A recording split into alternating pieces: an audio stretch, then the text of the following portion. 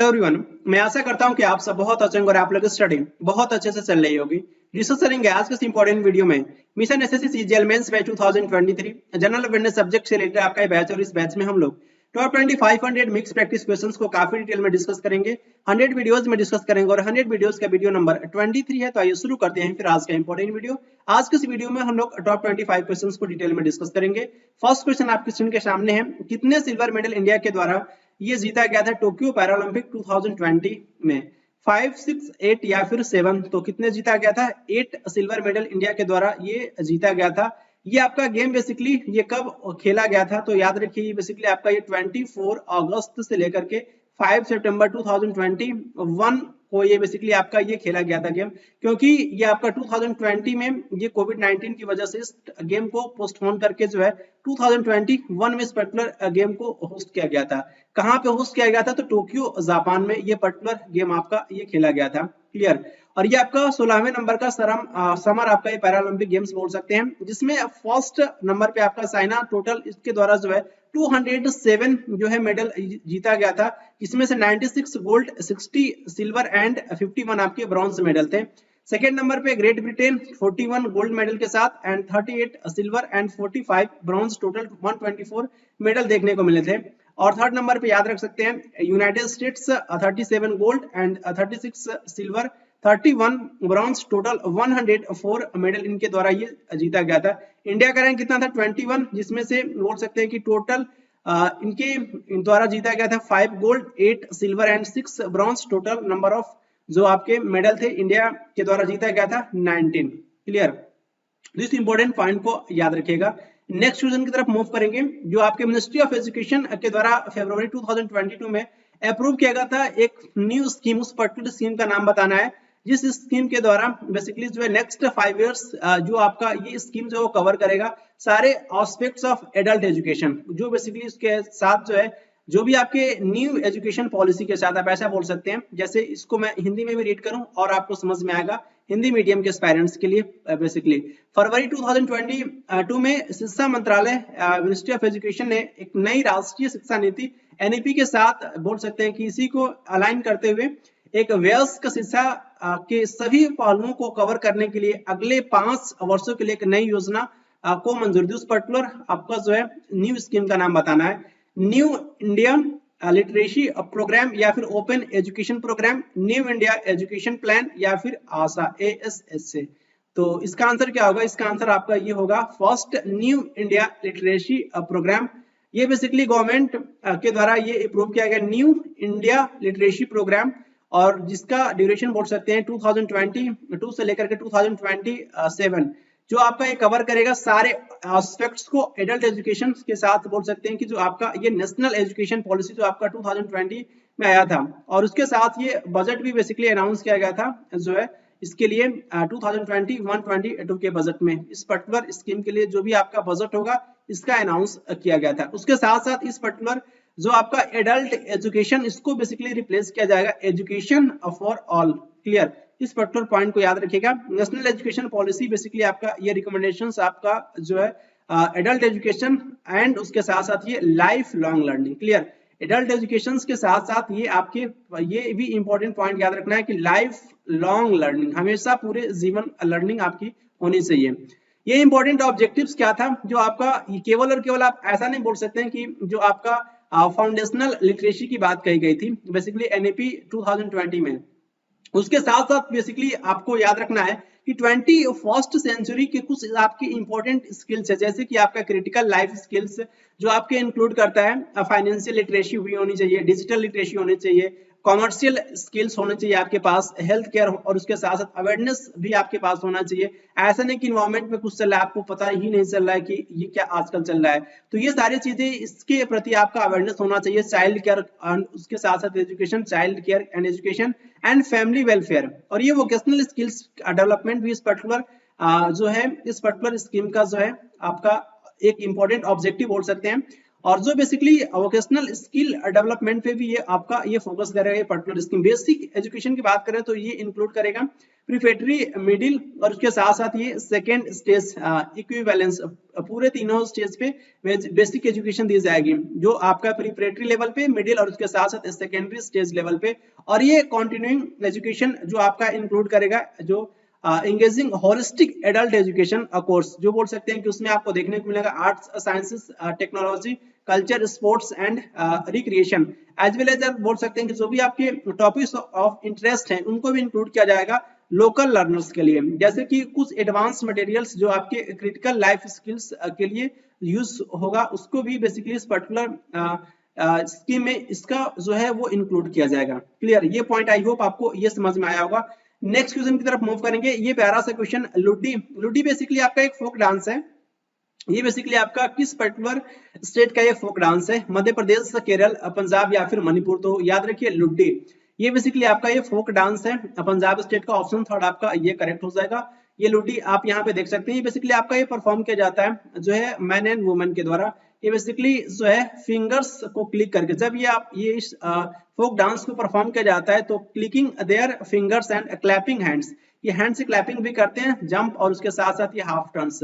तो ये उसमें जो है काफी एंजॉय करते हैं ये लोग इस पर्टिकुलर बोल सकते हैं कि फोक डांस के दौरान। और ये मेनली परफॉर्म किया जाता है वेडिंग और उसके साथ साथ जब आप कोई भी स्पोर्ट को जब जीतते हो ना, उसकी खुशी में इस पर्टिकुलर लुड्डी डांस को जो है ये परफॉर्म किया जाता है। लुड्डी है ज़ैमलो आपका एक फेमस सॉन्ग जो आपका ये गाया गया था नूर जहां के इन 1980s में, और ये ऑफन बोल सकते हैं कि ये आपका वेडिंग में जो है ये गाया जाता है, किसके द्वारा? जो है वुमेन के द्वारा। तो इस इंपॉर्टेंट पॉइंट को याद रखिएगा, इसको नहीं भूलना आपको, लुड्डी डांस। क्लियर, इतना आप ये कथा कहानी भूल भी सकते हैं, 1 मिनट के लिए चल सकता है, लेकिन ये आपका मेन है। लुड्डी डांस आपसे पूछा जा सकता है किस पर्टिकुलर स्टेट का है, तो ये पंजाब का है। साथ के साथ और भी इंपॉर्टेंट फोक डांस याद रखिए, गिद्दा भी आपके एग्जाम्स में कई बार पूछा जा चुका है। ये आपका पॉपुलर वुमेन फोक डांस है, पंजाब में देखने को मिलता है। और ये बेसिकली जो भी महिलाएं हैं जो सलवार कमीज और ये आपकी कुछ ड्रेस होते हैं, घाघरा बोल सकते हैं कि ब्राइट कलर्स और ये ज्वेलरी पहन करके इस पर्टिकुलर ट्रेडिशनल फोक डांस को ये परफॉर्म किया जाता है वुमेन्स के द्वारा।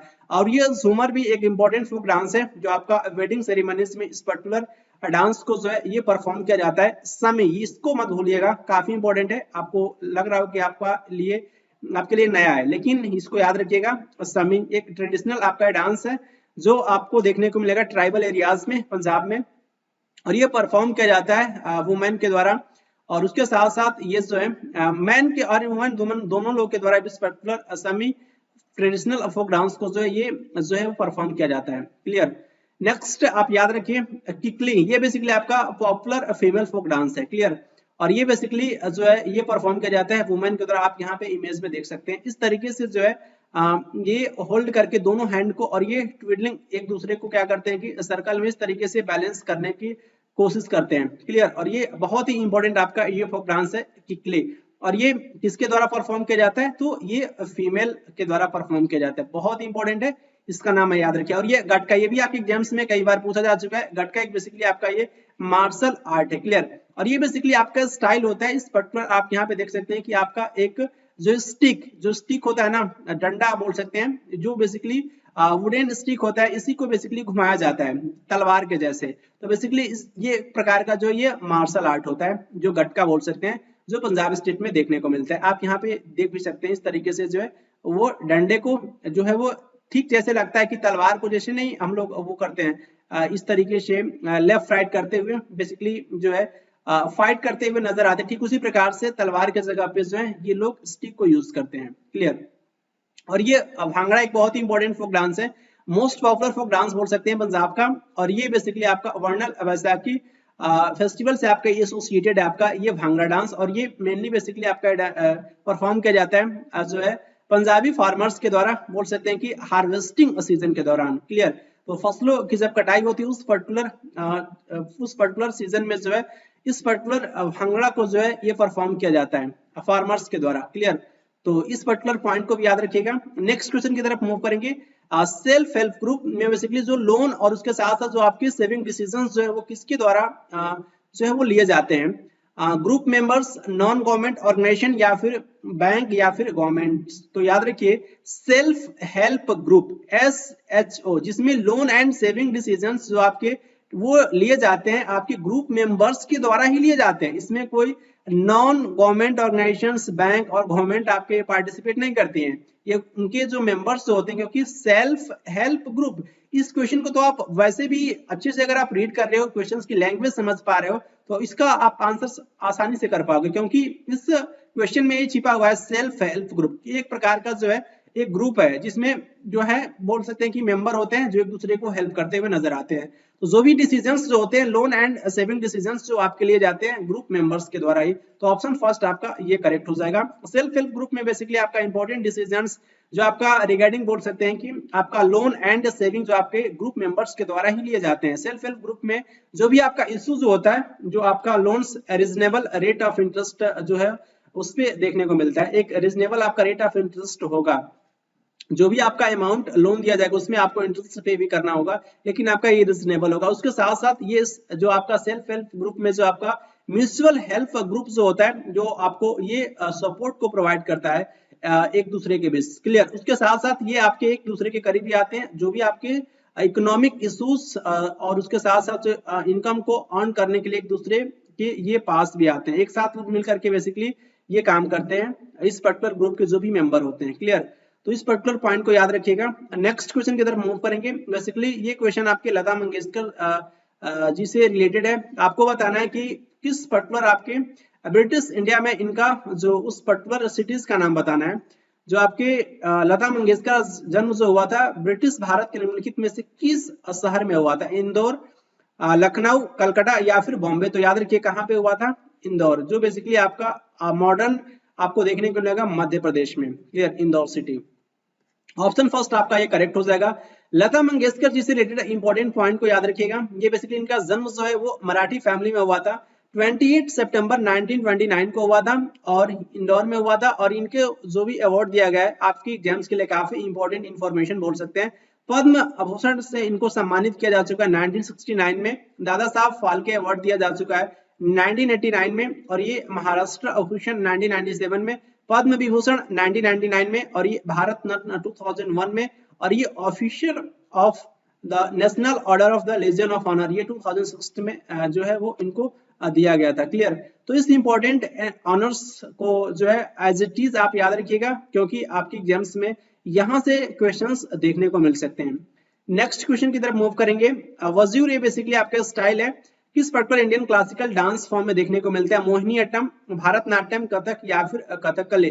तो आप कितने क्लासिकल डांस है आप यहाँ पे देख सकते हैं। भारतनाट्यम तमिलनाडु का इंपॉर्टेंट क्लासिकल डांस है। कथक नॉर्थ इंडिया उत्तर प्रदेश में देखने को मिलता है। कथकली एंड मोहिनीअट्टम दो इंपॉर्टेंट आपके ये क्लासिकल डांस देखने को मिलते हैं केरल स्टेट में। और ये कुचिपुड़ी आंध्र प्रदेश का क्लासिकल डांस है। मणिपुरी मणिपुर स्टेट में देखने को मिलता है मोहिनीअट्टम। और उसके साथ साथ ये कथकली दोनों आपका केरल का इंपॉर्टेंट ये क्लासिकल डांस है। उड़ीसा स्टेट का इंपॉर्टेंट क्लासिकल डांस है। सतरिया आपका ये असम का जो है ये क्लासिकल डांस है। तो क्वेश्चन आपसे पूछा गया था वज्यूर के बारे में, तो ये आपका ये स्टाइल है, आपको ये देखने को मिलेगा किस पर्टिकुलर क्लासिकल डांस में? भारतनाट्यम में। सेकंड ऑप्शन आपका ये करेक्ट हो जाएगा। यहाँ पे देख सकते हैं जो आपका वज्यूर one of the most original style है आपका ये भारतनाट्यम का। और ये मेजर फॉर्म बोल सकते हैं इंडियन क्लासिकल डांस का। कुछ इसके मेन डिस्टिंक्टिव फीचर्स देखने को मिलते हैं। इस पर्टिकुलर वाइड रेंज होना चाहिए जहां पे डांसिंग जो आपका ये परफॉर्म किया जा रहा है वजूर उस पे जगह पे आपका एक वाइड रेंज होना चाहिए। सॉफ्टवेयर बोल सकते हैं कि फेशियल अभिनय होना चाहिए। अभिनय परफॉर्म करते समय आप बिल्कुल फेशियल आपका जो है वो सॉफ्ट होना चाहिए। ऐसा नहीं कि बिल्कुल आप वो यहाँ पे देख भी सकते हैं, इमेज से आपको और क्लैरिटी मिलेगी। और एक्सट्रीमली इलेबोरेट मूवमेंट्स देखने को मिलेगा। डीप सिटिंग पोजीशंस बोल सकते हैं, variety of positions on the floor. तो ये बेसिकली कुछ इसके जो है मेन फीचर्स बोल सकते हैं वज्यूर का। क्लियर। तो इस पर्टिकुलर पॉइंट को आई होप आपको समझ में आया होगा। नेक्स्ट क्वेश्चन की तरफ मूव करेंगे। किस पर्टिकुलर जो आपका बेसिकली जो है अनाउंसमेंट किया गया था एजुकेशन मिनिस्टर धर्मेंद्र प्रधान जी के द्वारा अगस्त 2021 में, जो आपको ड्यूरेशन बताना है समग्र शिक्षा स्कीम जो आपका सेकेंड जो आपका ये था समग्र शिक्षा स्कीम आपका सेकेंड बोल सकते हैं ये आपका स्टार्ट हुआ था 1 अप्रैल 2021 से लेकर के कब तक, ये आपका डेडलाइन आपको बताना है। 31 मार्च 2023, 31 मार्च 2026, 31 दिसंबर 2021 या फिर 31 दिसंबर 2024। तो इसका डेडलाइन आपको देखने को मिलेगा 31 मार्च 2026। ऑप्शन सेकंड आपका ये करेक्ट हो जाएगा। ये बेसिकली समग्र सा स्कीम, ये 2.0 बोल सकते हैं कि जो आपका ये कंटिन्यू हुआ था अप्रैल 1 2021 से लेकर के मार्च 31 मार्च बोल सकते हैं 2026। क्लियर? आई होप आपको इस क्वेश्चन का आंसर समझ में आया होगा। 31 मार्च 2026 ऑप्शन सेकंड आपका ये करेक्ट हो जाएगा। कौटिल्य, चाणक्य, विष्णुगुप्त एक ही पर्सन का नाम है और इनके द्वारा एक इंपॉर्टेंट बुक को लिखा गया अर्थशास्त्र। अर्थशास्त्र का जो संबंध आपका इकोनॉमिक से ना होकर के जो है किससे संबंध है, इसका जो ये पॉलिटिक्स से संबंध है। क्लियर?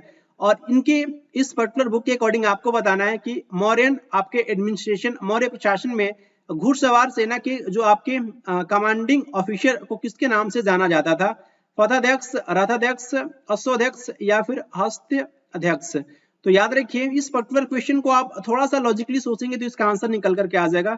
ये यहाँ पे आपको बताना है कि जो घुड़सवार सेना के कमांडिंग ऑफिसर, तो घुड़सवार ये बेसिकली आपका ये घोड़ा से रिलेटेड है और ये बेसिकली आपका एक वर्ड यूज किया जाता है घोड़े के लिए जो है संस्कृत में अश्व। क्लियर? अश्व बेसिकली आपका ये पारेबाजी भी बोल सकते हैं घोड़े का। तो इसका आंसर निकल करके आ गया अश्वाध्यक्ष बोलते हैं। क्लियर? ये बेसिकली अकॉर्डिंग टू कौटिल्य अर्थशास्त्र जो आपके मॉडर्न एडमिनिस्ट्रेशन में जो आपके घुड़सवार सेना के कमांडिंग ऑफिसर्स को किसके नाम से जाना जाता था? अश्वाध्यक्ष के नाम से जाना जाता था। ऑप्शन थर्ड आपका ये करेक्ट हो जाएगा। यहाँ पे इंपॉर्टेंट पॉइंट को याद रखिएगा जो आपके ऑप्शन में मेंशन था, इन्फेंट्री के जो आपके कमांडिंग ऑफिसर्स थे इनको हम पथाध्यक्ष के नाम से जानते हैं और ये कैवेलरी के अश्वाध्यक्ष जो आपके क्वेश्चन में पूछा गया था, चैरियट्स के रथाध्यक्ष और ये एलिफेंट्स के आपके हस्ताध्यक्ष। तो इस इंपॉर्टेंट पॉइंट को याद रखिएगा और इस इंपॉर्टेंट बुक को जो है आप लंबे समय तक याद रखिएगा। इस तरीके से भी क्वेश्चंस को फ्रेम किया गया है कि कौटिल्य, चाणक्य या फिर विष्णुगुप्त, इन तीनों में से किसी एक नाम को देकर के आपसे पूछ लिया जा सकता है कि इनके द्वारा कौन से बुक को लिखा गया है। तो ये इंपॉर्टेंट बुक है इनका जो अर्थशास्त्र। क्लियर? नेक्स्ट क्वेश्चन में आपको बताना है करेक्ट, आपको बताना है कि स्टेट एग्जीक्यूटिव से रिलेटेड कौन सा स्टेटमेंट आपका ये करेक्ट है। आर्टिकल 152 जो आपका इंडियन कॉन्स्टिट्यूशन स्टेट्स ये आपका unless the context otherwise requires the expression state does not include Jammu and Kashmir. और ये आपका 20 जो है 7th constitutional amendment act has provided for the appointment of the same person as governor of 2 or more state. Supreme Court clearly mentioned that the office of the governor is under the control of the central government। इनमें से आपको choose करना है कि कौन सा statement आपका ये करेक्ट है। A and C only, B and C only, A B C तीनों ही करेक्ट है या फिर केवल ए एंड बी आपका ये करेक्ट है। इसको हिंदी में भी मैं रीड कर रहा हूँ क्योंकि हिंदी मीडियम के एस्पायरेंट्स इस पर्टिकुलर पॉइंट को अच्छे से समझ पाएंगे। राज्य कार्यकारिणी के संबंध में आपको निम्नलिखित में से कौन सा कथन आपका ये सही है। भारतीय संविधान के अनुच्छेद 152 में कहा गया है कि जब तक संदर्भ की अन्यथा आवश्यकता नहीं होती है, जब तक राज्य शब्द में जम्मू और कश्मीर शामिल नहीं है।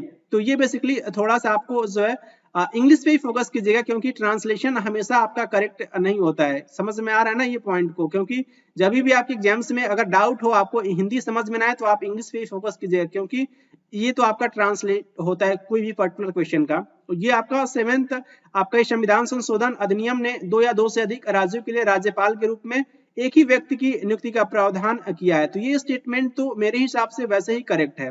ये आपका 7 कॉन्स्टिट्यूशनल अमेंडमेंट में ऐसा हुआ था कि जो आपके एक गवर्नर जो होंगे वो बोल सकते हैं कि मोर देन 1 स्टेट के गवर्नर हो सकते हैं। तो ये तो आपका स्टेटमेंट वैसे ही करेक्ट है। जब बी आपका करेक्ट है, देखिए यहां से आप एलिमिनेट कर सकते हैं। बी अगर आपका करेक्ट है तो फर्स्ट तो नहीं होगा, उसके साथ साथ आपका ये 3 ऑप्शन आपके हो सकते हैं। यहां से देखिए ऑप्शन 80 में आपका मेंशन है, सुप्रीम कोर्ट ने ये स्पष्ट उल्लेख किया है कि राज्यपाल का जो कार्यालय केंद्र सरकार के नियंत्रण में है। ऐसा तो नहीं मेंशन किया गया है इनके द्वारा, सुप्रीम कोर्ट के द्वारा। ये स्टेटमेंट आपका सी जो है वो इनकरेक्ट है। अगर आपका सी इनकरेक्ट है तो ये नहीं होगा, उसके साथ साथ ये नहीं होगा, सेकंड थर्ड नहीं होगा, बचा क्या आपका fourth, A and B only, केवल और केवल आपका ए एंड बी जो आपका ये करेक्ट है। इसका आंसर क्या हो जाएगा? ऑप्शन 4 आपका ये करेक्ट हो जाएगा।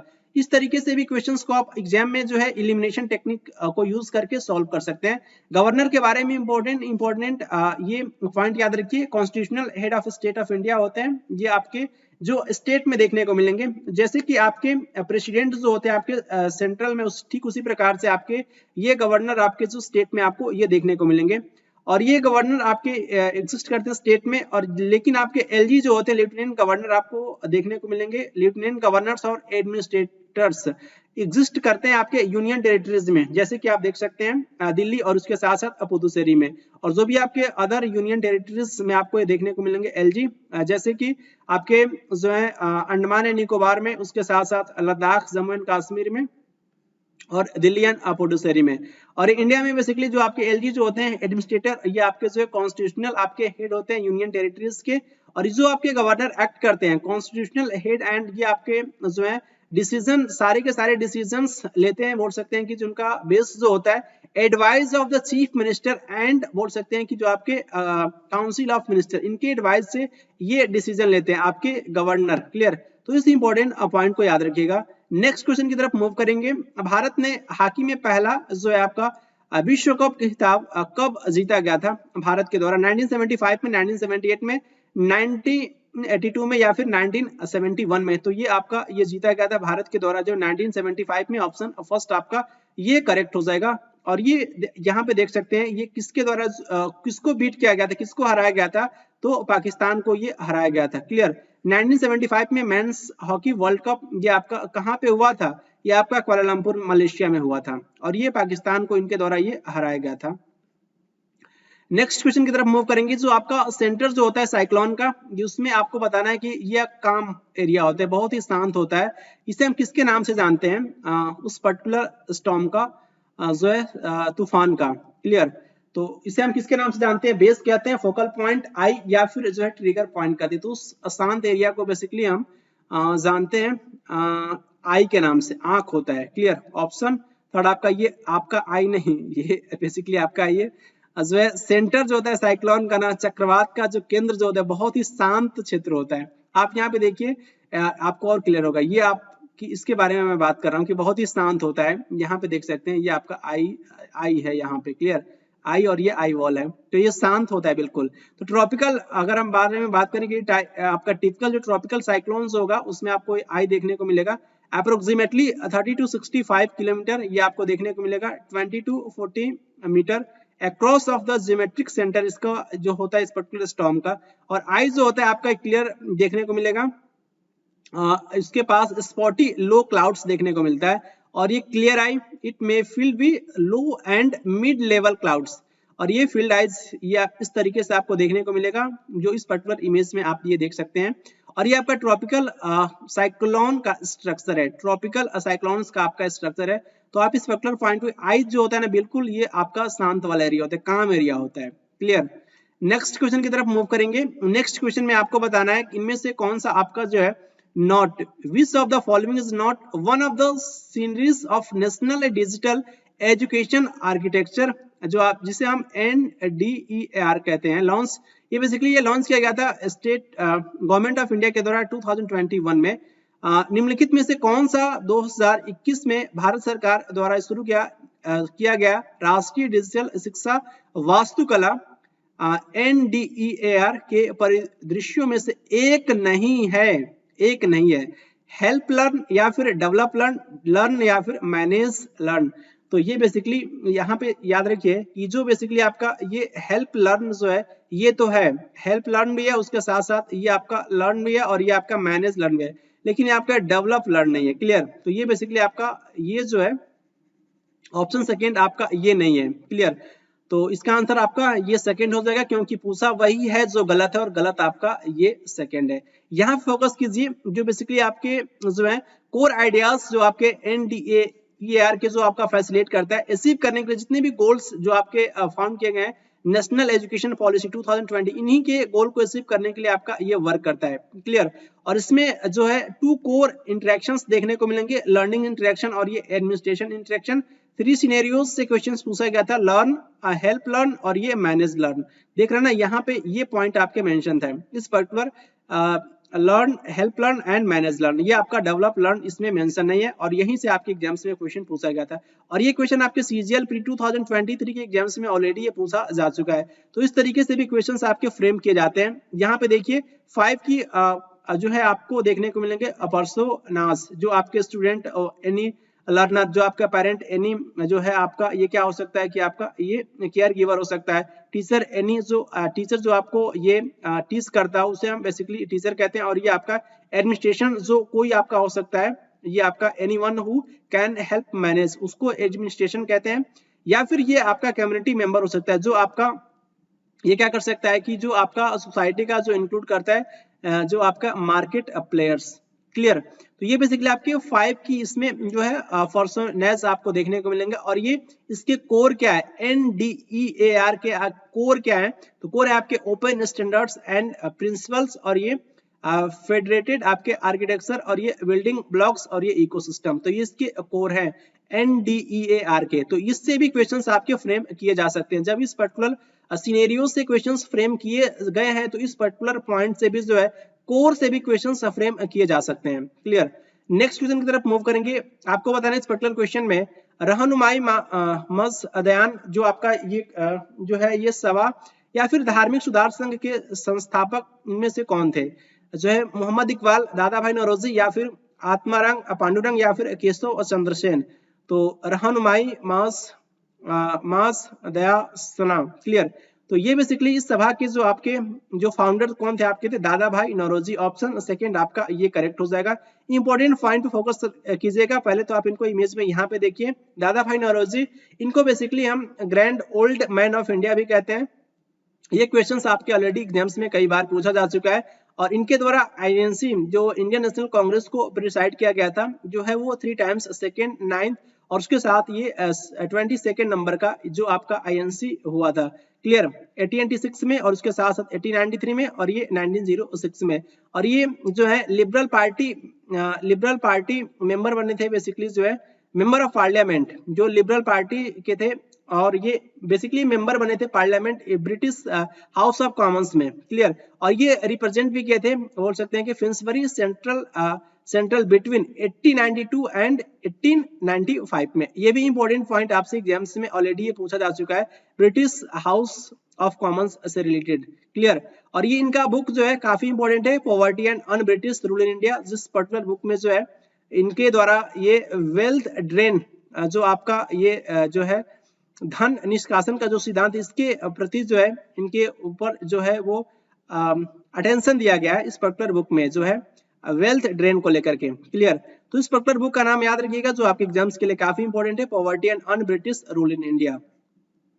इंडिया में फर्स्ट 5 ईयर प्लान जब फॉर्मुलेट किया गया था, इस समय प्लानिंग कमीशन के चेयरमैन कौन थे, डॉक्टर राजेंद्र प्रसाद, जवाहरलाल नेहरू, सुभाष चंद्र बोस, या फिर लाल बहादुर शास्त्री। तो याद रखिए जवाहरलाल नेहरू आपके ये चेयरमैन थे। ऑप्शन सेकंड आपका ये करेक्ट हो जाएगा। प्लानिंग कमीशन से इंपॉर्टेंट इंफॉर्मेशन आपके एग्जाम से पूछा जाता है, इसको कब फॉर्म किया गया था, 15 मार्च 1950 को, और डिसॉल्व भी किया गया था 13 अगस्त 2014 को। लेकिन इसके डिसॉल्व होने के बाद से नीति आयोग को फॉर्म किया गया था इसके प्लेस पे। तो नीति आयोग का फुल फॉर्म आपको बताना है, साथ के साथ नीति आयोग के चेयरमैन कौन होते हैं, सेकेंड क्वेश्चन। और ये थर्ड क्वेश्चन आपको बताना है नीति आयोग के जो प्रेसिडेंट आपके CEO कौन है। इन 3 क्वेश्चंस का आंसर आपको कमेंट बॉक्स में देना है। नेक्स्ट क्वेश्चन की तरफ मूव करेंगे। डोंगरी फेस्टिवल हिमाचल प्रदेश का एक इंपॉर्टेंट फेस्टिवल है। ये बेसिकली किस पर्टिकुलर रिलीजियस कम्युनिटी के द्वारा ये सेलिब्रेट किया जाता है, बुद्धिस्ट, सिख, हिंदू, या फिर मुस्लिम। तो याद रखिए डोंगरी फेस्टिवल बेसिकली आपका हिडम्बा टेम्पल में सेलिब्रेट किया जाता है, और ये कुल्लू में। क्लियर, कुल्लू में बेसिकली आपका हिडम्बा टेम्पल देखने को मिलेगा, और इस पर्टिकुलर टेम्पल में सेलिब्रेट किया जाता है डोंगरी फेस्टिवल हिंदू कम्युनिटी के द्वारा। ऑप्शन थर्ड आपका ये करेक्ट हो जाएगा। ये इंपॉर्टेंट आपके फेस्टिवल है हिमाचल प्रदेश के, जो आपके एग्जाम्स के लिए काफी इंपॉर्टेंट है, इसको आप याद रखिएगा। पूरी फेस्टिवल जो आपको देखने को मिलेगा, पौरी फेस्टिवल, पूरी नहीं, पौरी फेस्टिवल लाहौल स्पीति में। क्लियर, मिंजर फेयर काफी इंपॉर्टेंट है, जो आपके एग्जाम्स में पूछा जाता है, जो चंबा में देखने को मिलेगा हिमाचल प्रदेश में। और ये हल्दा फेस्टिवल काफी इंपॉर्टेंट है, सजो फेस्टिवल, लोसार फेस्टिवल, कुल्लू दशहरा। तो आप कुल्लू से याद रखेंगे, कुल्लू हिमाचल प्रदेश में देखने को मिलता है। तो कुल्लू दशहरा आपका ये हिमाचल प्रदेश का इंपॉर्टेंट जो है, ये एक टाइप का दशहरा ही होता है, लेकिन काफी धूमधाम से मनाया जाता है, इसलिए कुल्लू में मनाया जाता है, इसलिए इसको बोलते हैं कुल्लू दशहरा। क्लियर, शेर फेस्टिवल और ये डोंगरी फेस्टिवल याद रखिएगा। और ये हिडम्बा टेम्पल में बेसिकली आपका ये फेयर को सेलिब्रेट किया जाता है। नेक्स्ट क्वेश्चन की तरफ मूव करेंगे। जैसा कि मेंशन है आपका government of India economic survey 2022-3 का जो आपका आया था इकोनॉमिक सर्वे, जो आधार है आपका इसेंशियल टूल है किसके लिए, आपके social delivery for social delivery of कितने आपके सेंट्रल स्कीम्स के लिए, उस पर्टिकुलर आपके नंबर ऑफ सेंट्रल स्कीम्स का आपको बताना है, 318, 228, 564 या फिर 720, जो आपका नोटिफाई करता है under section 7 of the Aadhaar act 2016। तो इसको आप हिंदी में भी मैं रीड कर रहा हूँ जिससे आपको और भी समझने में हेल्प मिले।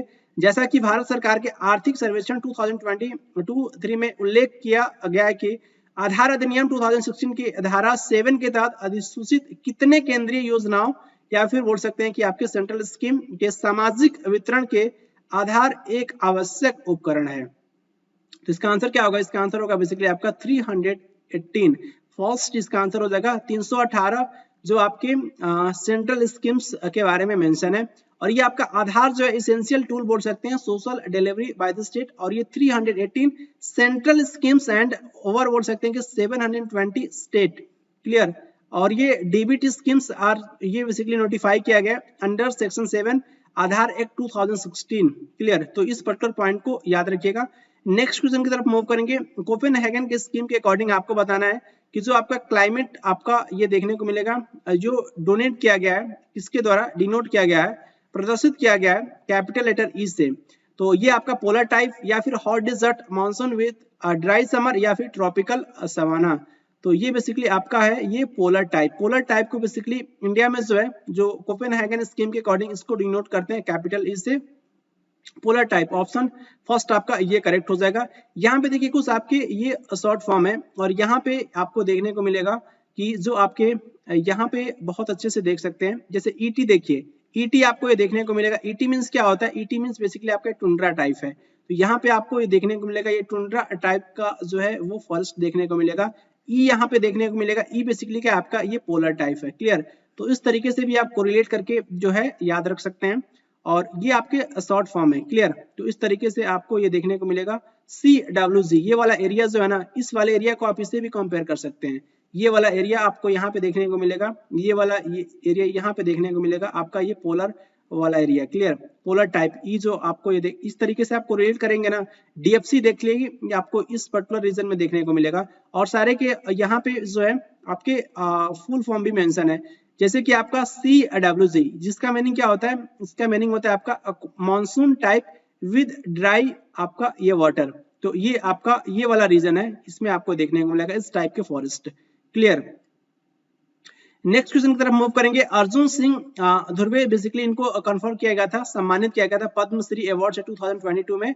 इनका योगदान बेसिकली जो है वो बैगा डांस को लेकर के था, लेकिन इनका स्टेट बताना है किस पर्टिकुलर स्टेट से ये बिलोंग करते हैं।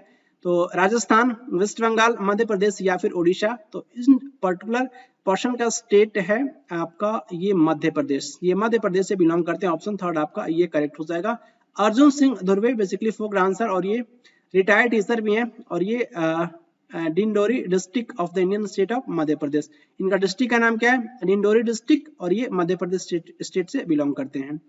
फॉलोइंग रिएक्शन किस टाइप का एग्जांपल है, 4NH3 अमोनिया गैस है जब रिएक्ट करता है ऑक्सीजन के साथ। तो ये आपका नाइट्रोजन ऑक्साइड का फॉर्मेशन देखने को मिलता है, ये आपका गैस है। और ये यहाँ पे H2O तो वाटर होता है लेकिन ब्रैकेट में आपको गैस दिख रहा है, इट मींस ये आपका ये वेपर है, ये वाटर आपका ये वेपर फॉर्म में। क्लियर। तो ये पर्टिकुलर रिएक्शन जो है किसका एग्जांपल है, डिस्प्लेसमेंट रिएक्शन का, कॉम्बिनेशन का, रेडॉक्स रिएक्शन का या फिर न्यूट्रलाइजेशन रिएक्शन का। इसका आंसर आप थोड़ा सा इस क्वेश्चन को आसानी से समझिएगा, उसके बाद से आंसर देने का प्रयास कीजिएगा, क्योंकि अगर आप फरवरी में आंसर देंगे तो ऑप्शन भी इसी तरीके से मेंशन है। First and four it means displacement, neutralization, second and third ये आपके कॉम्बिनेशन और रेडॉक्स, और फर्स्ट एंड थ्री तो फर्स्ट डिस्प्लेसमेंट रेडॉक्स, और ये 3 and 4 it means redox and neutralization. तो इस तरीके से आप एलिमिनेट भी कर सकते हैं। पहले तो चेक करेंगे आप फर्स्ट को, डिस्प्लेसमेंट रिएक्शन। डिस्प्लेसमेंट रिएक्शन में क्या होता है कि मोर रिएक्टिव जो आपके एलिमेंट्स जो होते हैं वो लेस रिएक्टिव एलिमेंट को डिस्प्लेस कर देते हैं। क्लियर। तो ये बेसिकली यहाँ पे देखिए ये आपका H3 है, यहाँ पे हाइड्रोजन है, तो ये यहाँ पे जो ऑक्सीजन के द्वारा क्या हो रहा है, हाइड्रोजन को जो है वो डिस्प्लेस कर दिया जा रहा है। क्लियर।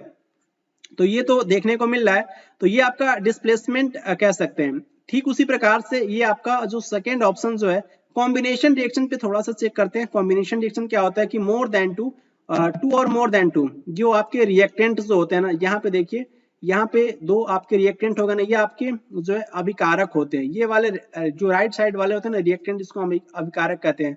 और ये जो रिएक्ट करके जो बनता है ये आपका प्रोडक्ट होता है, उत्पाद कहते हैं। क्लियर? तो ये बेसिकली आपके रिएक्टेंट क्या होते हैं कि टू और more than two reactant combine करके ये प्रोडक्ट का फॉर्मेशन करते हैं एडिशन रिएक्शन में, या फिर इसे हम कॉम्बिनेशन रिएक्शन भी कहते हैं।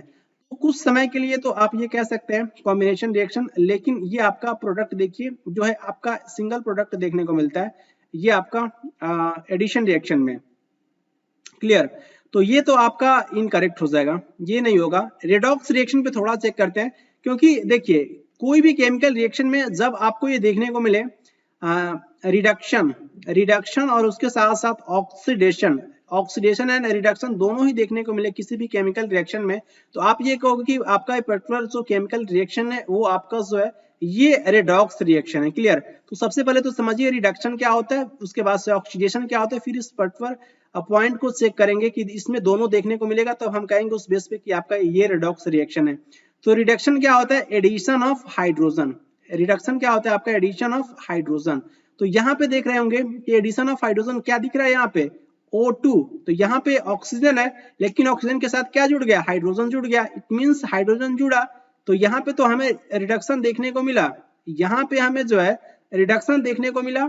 इस तरीके से रिडक्शन तो इस पर्टिकुलर केमिकल रिएक्शन में देखने को मिल रहा है। उसके साथ साथ एक सेकेंड पॉइंट ये भी आपको ध्यान रखना है कि रिडक्शन में तो आपका एडिशन ऑफ हाइड्रोजन होता है, लेकिन रिमूवल ऑफ ऑक्सीजन होता है। तो यहाँ पे देखिए ऑक्सीजन भी रिमूव कर रहा है, तो ये तो कंफर्म हो गया कि यहाँ पे हमें रिडक्शन देखने को मिला। सेकेंड पॉइंट आपको चेक करना है ऑक्सीडेशन को लेकर के। तो ऑक्सीडेशन में क्या होता है? ऑक्सीडेशन में आपको याद रखना है एडिशन ऑफ ऑक्सीजन। तो यहाँ पे देखिए ये NH3 पे फोकस कीजिए, तो यहाँ पे हाइड्रोजन रिमूव हो रहा है और यहाँ पे क्या जुड़ रहा है? तो ऑक्सीजन जुड़ रहा है। तो ऑक्सीजन जुड़ रहा है, it means addition of oxygen हमें देखने को मिल रहा है। सेकेंड पॉइंट याद रखिए कि जो आपका ऑक्सीडेशन में एडिशन तो होता है ऑक्सीजन का, लेकिन रिमूवल भी होता है किसका? हाइड्रोजन का। और देखिए यहाँ से हाइड्रोजन जो है वो रिमूव हो रहा है, ऑक्सीजन यहाँ पे जुड़ रहा है। तो ये पर्टिकुलर रिएक्शन में हमें जो है वो ऑक्सीडेशन भी देखने को मिल रहा है। तो ये क्लियर हो गया ना कि इस पर्टिकुलर रिएक्शन में जो है यहाँ पे हमें जो है क्या देखने को मिला? यहाँ जो है रिडक्शन देखने को मिला, यहाँ पे हमें ऑक्सीडेशन देखने को मिला। और जिस किसी भी केमिकल रिएक्शन में ऑक्सीडेशन भी देखने को मिले और उसके साथ साथ जो है रिडक्शन भी देखने को मिले, तो वो पर्टिकुलर आपका केमिकल रिएक्शन क्या होता है? आपका ये रेडॉक्स रिएक्शन होता है। इसलिए इसका आंसर क्या होगा? फर्स्ट एंड आपका ये थर्ड हो जाएगा, फर्स्ट एंड थ्री। ये न्यूट्रलाइजेशन रिएक्शन क्या होता है इसके बारे में बता दूं। जब आपका एसिड रिएक्ट करता है किसके साथ? एक बेस के साथ, तो किसका फॉर्मेशन देखने को मिलता है? Salt plus water. ये पर्टिकुलर जो आपका केमिकल रिएक्शन होता है इसे हम कॉमनली न्यूट्रलाइजेशन रिएक्शन के नाम से जानते हैं। एग्जाम्पल के रूप में समझ सकते हैं, ये आपका एसिड ले लीजिए हाइड्रोक्लोरिक एसिड, और ये आपका बेस सोडियम हाइड्रोक्साइड, दोनों रिएक्ट किए, क्या बना?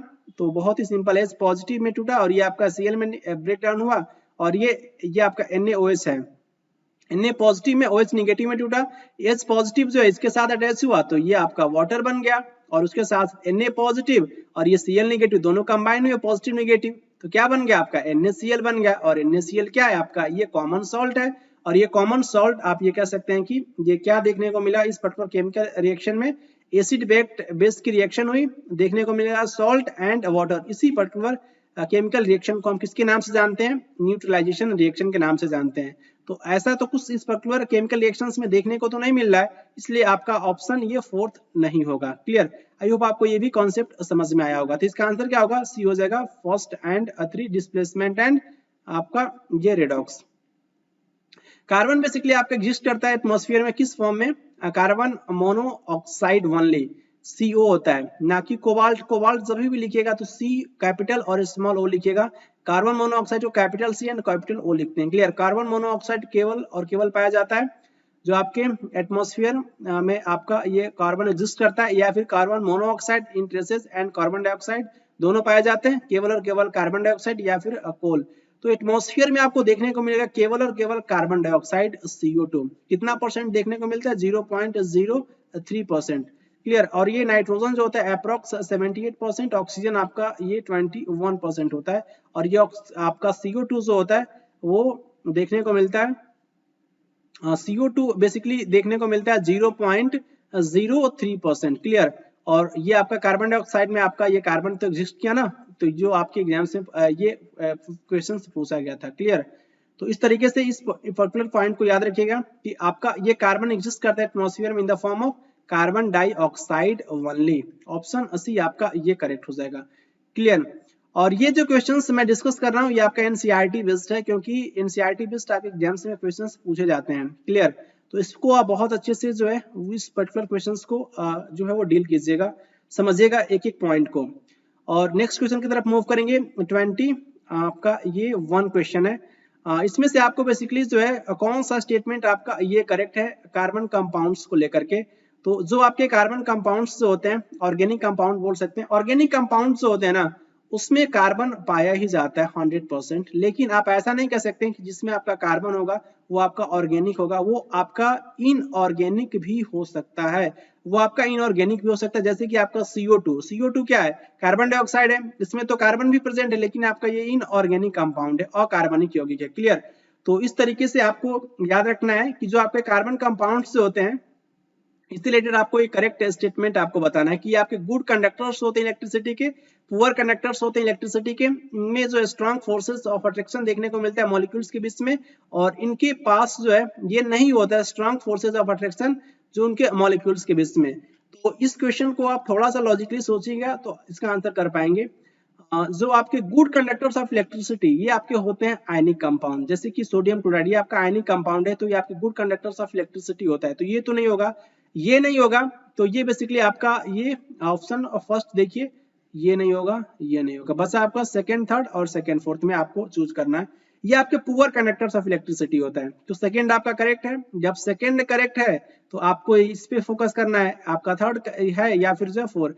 तो इनमें strong forces of attraction between their molecules नहीं, ये आपके जो फोर्सेस जो होते हैं ना, कोई भी आपका जो आपका ऑर्गेनिक कंपाउंड होता है उसमें बेसिकली जो है वो कोवैलेंट बॉन्ड देखने को मिलता है, कोवैलेंट बॉन्ड। और कोवैलेंट बॉन्ड बेसिकली आपका ये वीक होता है with respect to ionic bond, with respect to ionic bond. Ionic bond basically आपका ये स्ट्रांग होता है, और आयनिक बॉन्ड जो है ये आयनिक कंपाउंड में देखने को मिलता है, आयनिक बॉन्ड आयनिक कंपाउंड में देखने को मिलता है और ये काफी स्ट्रांग होता है।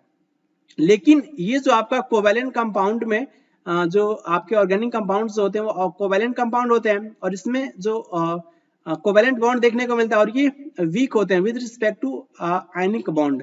तो इसमें आप ये जो स्ट्रॉन्ग फोर्सेस ऑफ अट्रैक्शन इसमें देखने को नहीं मिलता है, तो ये भी आपका इनकरेक्ट हो जाएगा। ये अगर थर्ड आपका इनकरेक्ट है तो बचा क्या आपका वो सेकेंड एंड फोर्थ। तो आप ये कह सकते हैं कि इनमें जो स्ट्रॉन्ग फोर्स ऑफ अट्रैक्शन जो होता है इनमें देखने को नहीं मिलते हैं मॉलिक्यूल्स के बीच में। तो इसका आंसर आपका हो जाएगा second and four, clear, D second and four. यहाँ पे एक्सप्लेनेशन है, इसको आप थोड़ा सा रीड कर लीजिएगा क्योंकि वही पॉइंट है जो मैं आपके साथ डिस्कस किया हूँ। क्वेश्चन नंबर 22 डिस्कस करेंगे। न्यूमेरिकल रेशियो आपको बताना है displacement to distance for a moving object, ये कितना होता है रेशियो डिस्प्लेसमेंट और उसके साथ साथ आपका ये डिस्टेंस का, always less than 1, always equal to 1, always more than 1, या फिर इक्वल या फिर लेस देन 1। तो डिस्प्लेसमेंट क्या होता है, डिस्प्लेसमेंट विस्थापन जो होता है बेसिकली आपका ये शॉर्टेस्ट डिस्टेंस होता है। उसके साथ साथ ये फाइनल डिस्टेंस में जब आप करते हो कि जो आपका final position minus initial position से भी आप डिस्प्लेसमेंट क्या कर सकते हो कि वो कैलकुलेट कर सकते हो। और डिस्प्लेसमेंट क्या हो सकता है आपका, ये पॉजिटिव भी होता है, नेगेटिव भी होता है और जीरो भी हो सकता है डिस्प्लेसमेंट। और लेकिन आपका ये डिस्टेंस जो होता है ना, डिस्टेंस हमेशा आपका ये पॉजिटिव होता है, क्लियर।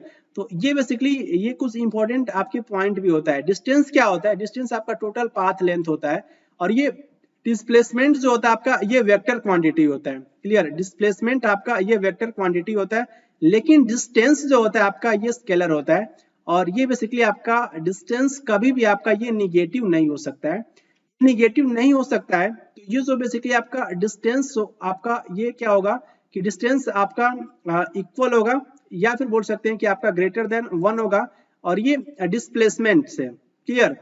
तो ये बेसिकली आपको याद रखना है कि जो रेशियो जो होता है ना, जो आपका रेशियो जो होगा डिस्प्लेसमेंट टू डिस्टेंस का, वो आपका इक्वल टू आपका ये 1 देखने को मिलेगा या फिर लेस देन 1 देखने को मिलेगा, इक्वल या फिर लेस देन 1 देखने को मिलेगा। जो मैं रीजन डिस्कस किया उस रीजन को ध्यान में रखिएगा, क्लियर। आपका ये डी क्या हो जाएगा कि आपका ये करेक्ट हो जाएगा। और ये आपका एक्सप्लेनेशन है, इसको अच्छे से रीड कर लीजिएगा और सारी चीजें जो है वो आप जब रिवाइज करते हो तो वहां पे तो आपके पास क्या होना चाहिए, नोट्स होना चाहिए। जब आप खुद से रिवाइज करते हो, जब वीडियो देख रहे होते हो तो मेरी वॉइस से आपकी क्लैरिटी मिलती है, जब आपको रिवाइज करना होता है तो आपके पास उसका एक्सप्लेनेशन होना चाहिए। नेक्स्ट क्वेश्चन की तरफ मूव करेंगे 23। जब आपका डिस्प्लेसमेंट जो होता है किसी भी ऑब्जेक्ट का, ये आपका प्रोपोर्शनल होता है स्क्वायर ऑफ टाइम। जो उस केस में जो आपका ऑब्जेक्ट ये मूव कर रहा होता है किसके साथ चलता है, यूनिफॉर्म वेलोसिटी के साथ, यूनिफॉर्म एसिलरेशन, इंक्रीज एसिलरेशन या फिर डिक्रीजिंग एसिलरेशन। एसिलरेशन क्या होता है आपका, ये त्वरण होता है। क्लियर, त्वरण क्या होता है इसके बारे में बताएंगे आप। ये बेसिकली फॉर्मूला होता है v minus you upon T. ये आपका जो है ये फाइनल आपका ये वेलोसिटी एंड इनिशियल वेलोसिटी और दोनों का डिफरेंस होता है। और ये देखने को मिलता है जब हम टाइम से डिवाइड करते हैं तो v minus you upon T आपका क्या होता है, एक्सीलरेशन होता है। तो ये जो बेसिकली आपका ये जो है इसमें आपको बताना है कि जब आपका डिस्प्लेसमेंट, जब आपका ऑब्जेक्ट का ये प्रोपोर्शनल होता है स्क्वायर ऑफ टाइम, इस केस में आपका ये ऑब्जेक्ट मूव कर रहा होता है यूनिफॉर्म वेलोसिटी या फिर यूनिफॉर्म एसिलरेशन, यूनिफॉर्म एसिलरेशन के साथ। ऑप्शन बी आपका ये करेक्ट हो जाएगा। क्लियर, ये जब वेलोसिटी को हम मेजर करते हैं डिस्टेंस अपॉन सेकेंड, ये आपका वेलोसिटी होता है। और ये जब एसिलेशन की बात करते हैं तो डिस्टेंस अपॉन ये आपका सेकेंड स्क्वायर होता है। क्लियर, और ये यूनिफॉर्म एसिलरेशन आपका इस पर्टिकुलर क्वेश्चन का क्या होगा कि आपका ये राइट आंसर होगा, यूनिफॉर्म एसिलरेशन। जैसे कि मान लीजिए कि कोई आपका ऊपर से कोई भी चीजें आप जब आप फॉल करते हो ना, फ्री फॉल कंडीशन, तो फ्री फॉल कंडीशन जो होता है ना वो भी आपका यूनिफॉर्म एसिलरेशन का भी इंपॉर्टेंट एग्जांपल होता है। आपने कुछ भी गिराया, जैसे मान लीजिए कोई आपका एप्पल है, एप्पल जो है वो गिर रहा है नीचे, तो ये बेसिकली आपका जो है पेड़ से गिर रहा है, तो ये आपका फ्री फॉल का कंडीशन है। तो फ्री फॉल का कंडीशन आपका ये यूनिफॉर्म एसिलरेशन के जैसे आपका ये वर्क करता है, तो ये आपको याद रखना है। नेक्स्ट क्वेश्चन की तरफ मूव करेंगे। इनमें से आपका कौन सा ग्रुप जो ऑफ ऑर्गेनिजम्स आपको बताना है जिनका फूड मटेरियल जो है जिनको हम ब्रो करते हैं आउटसाइड द बॉडी एंड उसको एब्जॉर्ब किया जाता है, वो बॉडी के बाहर ही इनको ये ब्रेक डाउन करते हैं फिर उसको एब्जॉर्ब करते हैं। तो इसमें से कौन सा ऑर्गेनिजम्स के द्वारा किया जाता है, mushroom, green plants, amoeba, east mushroom, bread moulds, और उसके साथ साथ पैरामीशियम अमीबा, कस्कटा लीस और ये टेप वर्म। तो ये इसका आंसर क्या होगा, इसका आंसर बेसिकली हमें देखने को मिलता है एक अजीबो गरीब जो है mode of nutrition of fungi में, जिसे बोलते हैं कौन सा टाइप, सेप्रोफाइट होते हैं, सेफ्रोफाइट होते हैं ये आपके फंजाई, जो बोल सकते हैं कि डेड एंड डिकेइंग मैटर से अपने भोजन को ये ऑब्जर्व करते हैं, इट मींस अवशोषित करते हैं। क्लियर, तो इनमें से आप ये देखिए मशरूम ये आपका फंजाई है, ग्रीन प्लांट्स तो कुछ भी हो सकता है, अमीबा आपका क्या है, अमीबा जो है आपका ये फाइलम प्रोटोजोआ का ऑर्गेनिजम्स है, तो ये तो फंजाई नहीं है ना, इसलिए इसका आंसर ये फर्स्ट नहीं होने वाला है। इस्ट पे आपका ये भी याद रखिए, इस्ट आपका सैक्रोमाइसिस सेरेबेसी एक इंपॉर्टेंट आपका स्पीसीज होता है जिससे जो जाइमेज एंजाइम निकाला जाता है और इसका यूज किया जाता है ब्रेविंग इंडस्ट्री में। इस पर्टिकुलर जाइमेज एंजाइम का जो वाइन इंडस्ट्री में बोल सकते हैं, तो ये आपका फंजाई होता है। मशरूम भी एगेरिकस को बोलते हैं, ये भी फंजाई है। ब्रेड मोल्ड ये भी आपका फंजाई। तो इसका आंसर आपका निकल करके आ गया ऑप्शन बी जो है वो आपका करेक्ट होगा। पैरामीशियम अमीबा दोनों ही फाइलम प्रोटोजोआ से बिलोंग करते हैं, यूनिसेलुलर आपके यूकैरियोटिक ऑर्गेनिज्म होते हैं। कस्कटा रिफ्लेक्सा ये बेसिकली कस्कटा जो होता है ये आपका ओब्लिगेट पैरासाइट होता है, ओब्लिगेट पैरासाइट होता है। आपसे एग्जाम से पूछा जाता है ओब्लिगेट पैरासाइट का नाम बताओ, तो उसका आंसर क्या होगा, कस्कटा। तो और ये कस्कटा लेस और ये टेप वर्म ये आपके क्या होते हैं, टेप वर्म ये बेसिकली आपके पैरासाइट होते हैं। पैरासाइट लेस भी आपके पैरासाइट होते हैं। क्लियर, टेपवर्म बेसिकली इसका ये फाइलम आपको बताना है किस फाइलम से बिलोंग करता है टेपवर्म। इसके बारे में बहुत सारे पॉइंट्स में ऑलरेडी मैं डिस्कस कर चुका हूँ। इसका आंसर आपको पता चल गया क्या होगा, आपका बी हो जाएगा। और यहाँ पे आप इसको रीड कर लीजिएगा और लास्ट बोल सकते हैं इस पर्टिकुलर सेट का क्वेश्चन करेक्ट स्टेटमेंट आपको चूज करना है। जो भी आपके हेटेरोट्रॉप्स जो होते हैं वो सिंथेसाइज नहीं करते अपने फूड मटेरियल को, करेक्ट ही चूज करना है। और ये आपके हेटेरोट्रॉप्स होते हैं वो यूटिलाइज करते हैं सोलर एनर्जी, तो ऑटोट्रॉप्स यूटिलाइज करते हैं, तो हेटेरोट्रॉप्स तो नहीं करते हैं ना। तो ये बेसिकली आपका ये इनकरेक्ट हो जाएगा। हेटेरोट्रॉप्स सिंथेसिस करते हैं अपने ओन फूड का, कैसे करेंगे, क्योंकि ये बेसिकली जो है देखिए ऑप्शन ए में heterotrophs do not synthesise their own food और ये heterotrophs synthesise their own food. इन दोनों में ही से कोई ना कोई आपका जो है आंसर होगा, क्योंकि आपको करेक्ट चूज करना है। तो एक तो कोई ना कोई आपका इनकरेक्ट हो जाएगा इसमें से। तो हेटेरोट्रॉप्स जो होते हैं वो synthesise their do not synthesise their own food. तो ये बेसिकली आपका ये करेक्ट है, हेटेरोट्रॉप्स खुद से जो है ये फूड मटेरियल को सिंथेसाइज नहीं करते हैं, और heterotrophs synthesise their own food, ये आपका जो इनकरेक्ट है। क्लियर, ये भी इनकरेक्ट, ये भी incorrect. Heterotrophs are capable of converting carbon dioxide and water into carbohydrates, ऐसा तो नहीं देखने को मिलता है, क्योंकि आपके हेटेरोट्रॉप्स कैसे होते हैं, ये बेसिकली वो अपने फूड मटेरियल्स को जो है ग्रीन प्लांट से ऑब्टेन करते हैं, जैसे कि ह्यूमन बींग्स हेटेरोट्रॉप्स होते हैं। ये कैपेबल नहीं होते हैं क्योंकि इनके पास कोई पिगमेंट देखने को नहीं मिलता है, फोटोसिंथेसिस की प्रोसेस भी नहीं कर सकते हैं। क्लियर, तो इस तरीके से जो आपके हेटेरोट्रॉप्स जो होते हैं वो अपने फूड मटेरियल को सिंथेसिस नहीं कर सकते हैं। Heterotrophs do not synthesis there own food, ये स्टेटमेंट आपका ये करेक्ट है। क्लियर, और ये तीनों के तीनों स्टेटमेंट आपके हेटेरोट्रॉप्स से रिलेटेड आपका इनकरेक्ट है। क्लियर, तो इसी के साथ बोल सकते हैं कि एक आपका और ये क्वेश्चन है 26 को भी सॉल्व करेंगे। एक एक्स्ट्रा क्वेश्चन आपके लिए बोनस, करेक्ट सीक्वेंस आपको बताना है कि जो आपका ह्यूमन एलिमेंट्री कैनाल का mouth, stomach, small intestine, oesophagus, large intestine, mouth, oesophagus, stomach, large intestine, और ये आप कह सकते हैं कि स्मॉल इंटेस्टाइन, और ये mouth, stomach, oesophagus, small intestine, large intestine, mouth, oesophagus, stomach, small intestine and large intestine. तो मैं कई बार आपसे डिस्कस भी किया हूँ, ह्यूमन डाइजेस्टिव सिस्टम्स के कुछ क्वेश्चंस मैं सॉल्व करवाया था प्रीवियस लेक्चर में। आई थिंक आप लेक्चर नंबर तो मुझे नहीं याद रहा है, लेकिन मैं आपसे इस पॉइंट को डिस्कस कर चुका हूँ। तो आपका एलिमेंट्री कैनाल स्टार्ट होता है कहाँ से, आपका माउथ से, माउथ के बाद से बक्कल कैविटी, बक्कल कैविटी तो आपका मेंशन नहीं है इसमें, और ये उसके बाद से देखने को मिलता है फेरिंग्स, और फेरिंग्स के बाद से ओइसोफेगस। तो माउथ के बाद से क्या देखने को मिलेगा, ओइसोफेगस। तो ओइसोफेगस को बेसिकली हम फूड पाइप भी कहते हैं। तो अकॉर्डिंग टू ऑप्शन आपका ये तो नहीं होगा, माउथ के बाद स्टमक ये नहीं होगा, उसके बाद से माउथ के बाद स्टमक ये नहीं होगा, माउथ के बाद आपका ओइसोफेगस, उसके बाद से स्टमक देखने को मिलेगा, और स्टमक देखिए ये भी हो सकता है, उसके बाद से स्मॉल इंटेस्टाइन, देन आफ्टर आपको देखने को मिलेगा लार्ज इंटेस्टाइन, ना कि लार्ज इंटेस्टाइन पहले जो होता है। क्लियर, तो इसका आंसर आपका ये डी हो जाएगा, mouth, oesophagus, stomach, small intestine, और उसके बाद से लार्ज इंटेस्टाइन। ये sequence according to option D आपका ये करेक्ट हो जाएगा। क्लियर, और इसी के साथ बोल सकते हैं कि mission SSC CGL mains by 2023 जो टॉप 2500 मिक्स प्रैक्टिस क्वेश्चंस का हम लोग 100 वीडियोस में डिस्कस करेंगे, और 100 वीडियोस का वीडियो नंबर 23 आपका ये कंप्लीट होता है। आई होप आपने एक एक इन्फॉर्मेशन को बहुत अच्छे से एंजॉय किया होगा। कोई भी डाउट है तो जो भी मैं नंबर शेयर किया हूँ उस पर्टिकुलर नंबर पे आप व्हाट्सअप कर सकते हैं और अपने डाउट को क्लियर कर सकते हैं, और ये कोई भी डाउट आपको और भी देखने को मिले तो कमेंट बॉक्स में भी कमेंट भी कर सकते हैं। क्लियर, तो इसी के साथ मिलेंगे आपसे नेक्स्ट वीडियो में, तब तक के लिए खुश रहें, प्रसन्न रहें। Thank you very much.